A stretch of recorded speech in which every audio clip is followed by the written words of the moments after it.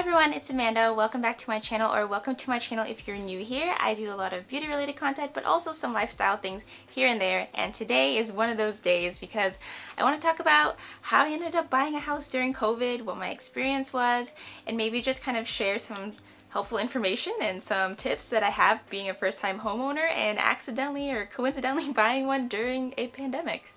First of all, it wasn't my intention to buy during COVID. I'll kind of explain what led us to our home search, how long we've been doing it, and kind of why we had to move out of our one-bedroom apartment in the city. Also, because I'm in the greater Boston area, this could be completely different depending on where you live, what your state regulations are and everything. So don't take my word for it. Go to the CDC, look things up. But I just wanted to kind of do an experience share and talk about how it was like when I was going through the process. Let me start off by giving everyone a mini background story because I think it's actually really important to lead up to how we got this house that I'm in right now. So my husband and I got married 2 years ago, and starting from about a year and a half ago, we started looking at houses, just kind of figuring out what we like, what we don't like, making our wish list of must-haves, nice-to-haves, things like that, and started working with a realtor. And we looked at homes here and there, but we also knew that we probably weren't going to be looking for a house seriously until the end of 2019 and early 2020. So the search started a whiles back, and then what kind of jump-started all of this was COVID, because I was working from home. I didn't really have a designated desk. I just used the island counter in my apartment to work from. And when you're in a ground level apartment, so meaning, my windows weren't eye level, they were higher, so think Parasite but less dingy. When you're just stuck in there, you can't go anywhere. We really didn't go anywhere. We were very careful and did not go out unless we absolutely had to.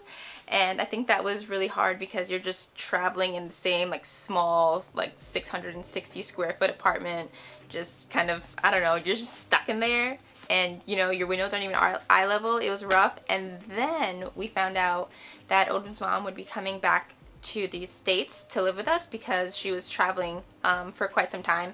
And then with all the COVID stuff, we were nervous that they were going to close the border and she would be able to come back. So we knew that she was going to be back by July.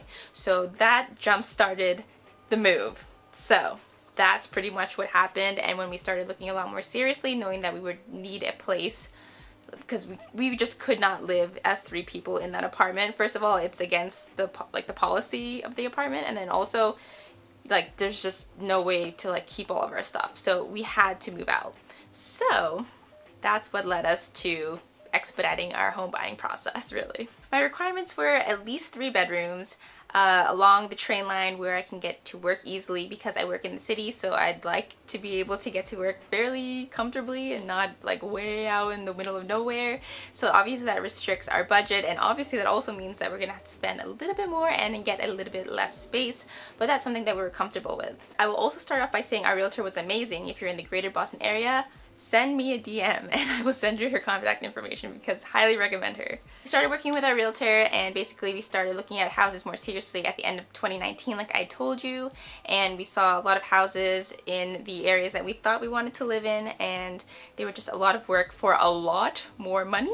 So we actually started creeping out a little bit further, just a little bit, and that's when we started to find houses that were more in our ballpark and something that we found more worthwhile, and also just towns that we were more comfortable living in terms of where we saw ourselves starting our family and all things like that. That leads me to what town we're in now. I will not disclose where I am exactly, but we're close to a train line, further out than I expected, but we were kind of attracted to some of these homes in this town that we haven't really explored, so we started doing that before COVID happened.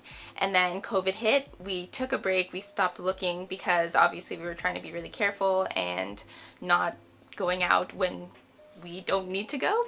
That lasted for a while, and our realtor kept asking us, we can do virtual tours, would you be okay with a virtual tour? And I was like, I really feel strongly of going into a house and feeling it, because this might sound weird, but I'm really sensitive to how spaces feel.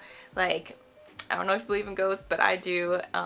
If something's haunted or if a bad spirit's there, I'm usually pretty sensitive to those things, and I don't want to do virtual tours and buy a home without actually stepping foot in it. So I was not okay with that.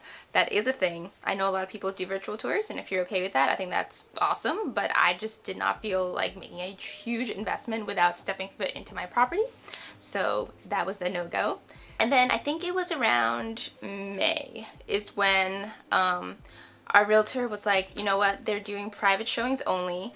I will touch all the doors for you and you don't have to do anything. We'll be wearing masks, shoe coverings, sanitizing in between, all that jazz. Would you like to start going to some private showings? And my husband and I were pretty hesitant at first, but we decided that we would give it a go only for homes that we really, really loved. And so there was a home that we really, really loved, and it was actually in the town that we're currently in, and we went to go see it and we loved it. Our realtor was very respectful of our space. There's only one person at a time. People would go in and clean in between each showings. Like, it was we felt like it was a comfortable space for us to be in, and obviously we did our part and wore masks and everything. So I think that went really well. If you're looking for a realtor during like this COVID time, make sure that they're following CDC guidelines and being careful and taking precautions, because that is also really, really important.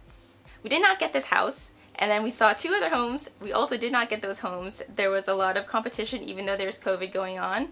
There's also a lot of like unfortunate situations where something would come back onto the market because someone's finances fell through, which was really sad, but it happens. So that's something to look out for in case you really like a home. Just keep an eye on it, because you never know if it'll come back. In this area, the competition is really, really fierce. There's a lot of offers. I think one home that we looked at and we absolutely loved, it's actually almost an exact replica of the house that I owned, but it was completely finished and like completely move-in ready.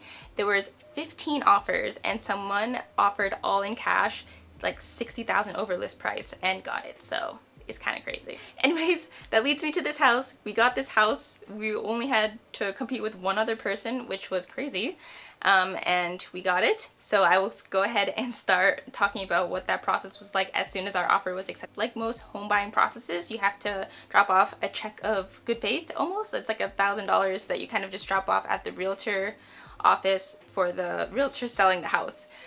So that's what we did. We did that. That's pretty normal. I don't think that's any different between COVID and not COVID, unless maybe you see a person sometimes, but we just slipped it right into a mailbox. Odom and I also had to start figuring out how to get someone to take over our lease, because we were in a 1-bedroom apartment in Brighton, and we just renewed our lease like a few months before getting this house, so we had to figure out how to do that. It's not very easy to break lease. Usually you have to find someone to kind of like fill your space. It's a whole situation. We also had to start figuring out when to do our home inspection, and also we knew that we had to do some electrical work, and so just trying to schedule all of that after we close. So I would say if you're trying to get organized, COVID or not, use some kind of planning device, whether you're like jotting things down in a notebook or using Trello, which is an amazing tool.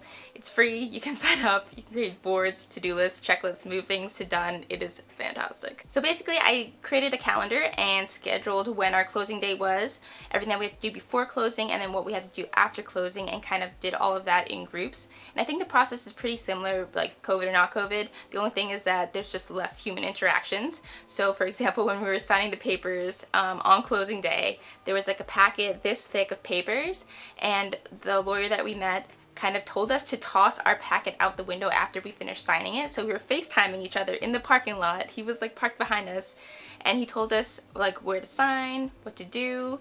After we did that whole packet of papers and signing and everything, he literally told us to toss the packet out the window so he could come and get it.